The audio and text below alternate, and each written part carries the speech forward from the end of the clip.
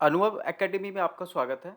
आज हम समझेंगे कि मॉडर्न कॉन्सेप्ट से हम डेबिट एंड क्रेडिट को कैसे करेंगे कि कब किसी अकाउंट को डेबिट करते हैं और कब किसी अकाउंट को क्रेडिट करते हैं।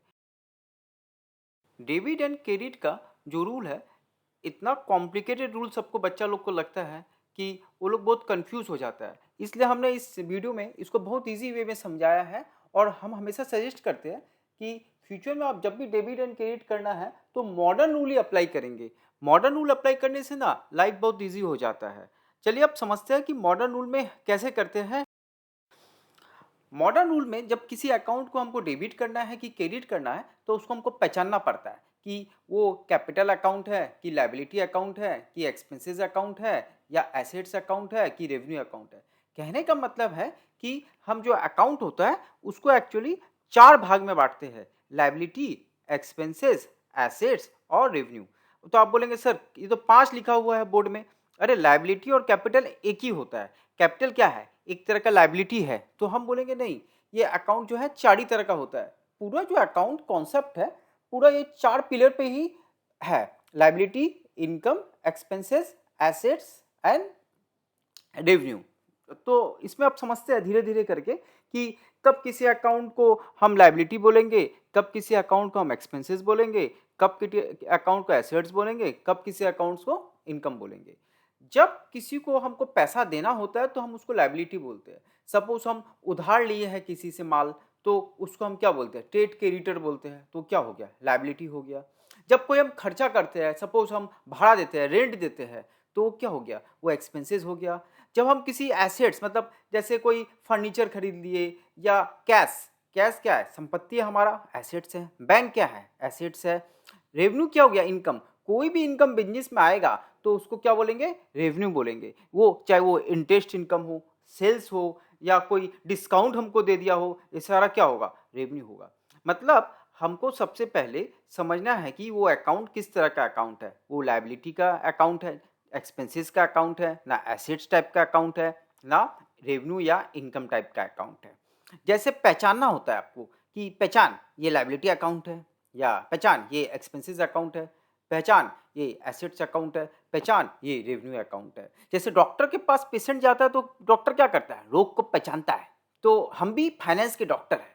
तो जब भी कोई अकाउंट आए जिसको हमको डेबिट या क्रेडिट करना है तो आप पहचान लीजिए कि भाई ये लायबिलिटी है, एक्सपेंसेस है, एसेट्स है या रेवेन्यू है। अच्छा, इसको याद रखने का भी तरीका एकदम इजी है।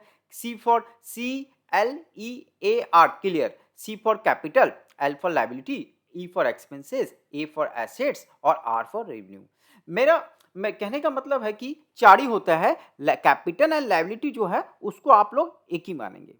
एक बार आपने पहचान लिया कि अकाउंट एसेट्स है कि लायबिलिटी है कि इनकम है कि एक्सपेंसेस है, तो आपको अब डेबिट एंड क्रेडिट का जो रूल अभी बताने वाला हूं मैं वो अप्लाई करना है। सबसे पहले पहचानने के बाद कि एसेट्स है या इनकम है, लायबिलिटी है ना एक्सपेंसेस है, अगर हमको देखना पड़ेगा कि उसको हमको बढ़ाना है कि घटाना है। अगर हमको एसेट्स और एक्सपेंसेस है और उसको बढ़ाना है तो उसको हम क्या करेंगे? डेबिट करेंगे। और लायबिलिटी या इनकम है और उसको बढ़ाना है तो हम क्या करेंगे? क्रेडिट करेंगे। मतलब ठीक उल्टा करेंगे। जो एसेट्स और एक्सपेंसेस को जो करते हैं उसका ठीक उल्टा लायबिलिटी और रेवेन्यू के लिए करेंगे।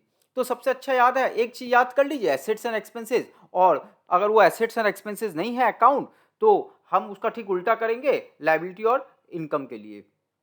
और अगर उसको हमको घटाना है तो उसको हम क्या करेंगे? क्रेडिट करेंगे। हम एग्जांपल से समझाता हूं एक तो। देखिए, सपोज हम एक तो एसेट्स खरीदे, फर्नीचर। फर्नीचर खरीदे तो फर्नीचर को क्या होगा? हमारे पास आएगा। आएगा तो क्या होगा? फर्नीचर बढ़ेगा तो उसको क्या करेंगे? Furniture account debit. लेकिन जब फर्नीचर खरीदेंगे तो पैसा देंगे, पैसा बैंक से दिए होंगे। बैंक भी क्या है? एसेट्स है। तो क्या होगा? बैंक हमारा बैलेंस कम हो जाएगा। बैंक को कम करना है तो बैंक को क्या करते हैं? क्रेडिट करते हैं। तो हमारा अकाउंटिंग एंट्री क्या हो जाता है? Furniture account debit to bank account. इसी तरह से हमको समझना पड़ेगा कि उस अकाउंट को हमको बढ़ाना है कि घटाना है। और बढ़ाना और घटाने के हिसाब से फिर हमको समझना पड़ेगा कि वो एसेट्स है या एक्सपेंसेस है। एसेट्स और एक्सपेंसेस के लिए बढ़ाना है तो डेबिट कर देंगे, घटाना है तो क्रेडिट कर देंगे। और ठीक इसका उल्टा किसके लिए करेंगे? लायबिलिटी के लिए और इनकम के लिए। लायबिलिटी या इनकम को अगर बढ़ाना है तो क्या करेंगे, क्रेडिट कर देंगे, और उसको घटाना है तो क्या करेंगे, डेबिट कर देंगे।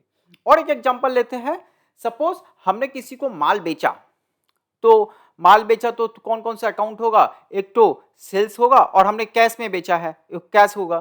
तो सेल्स को क्या होगा, रेवेन्यू है, रेवेन्यू को क्या करना है, माल बेचेंगे तो क्या होगा, रेवेन्यू बढ़ेगा, तो बढ़ाना है तो क्या करेंगे उसको, क्योंकि ये रेवेन्यू है तो उसको क्या करेंगे, क्रेडिट करेंगे। और पैसा है, आया है, पैसा क्या है, एसेट्स है, एसेट्स क्या है, बड़ा है, बढ़ा है तो क्या होगा, डेबिट होगा।